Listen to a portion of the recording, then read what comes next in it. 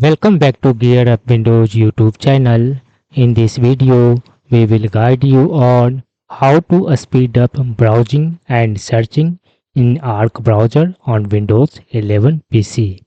If you want to make browsing and searching faster in Arc browser, you need to change preload page settings. For that, first open is this one Arc browser. After that, click on this one Arc icon in the top left corner, and in the drop down menu select this one settings option. After that, click on this one default option under profiles section. Now click on this one arrow button beside advanced search settings. Under Arc settings, select this one performance in the left sidebar. On the right, you will find this one a speed section. Here you need to turn on this one toggle switch that says preload pages. After that, select this one option, first option that says extended preloading.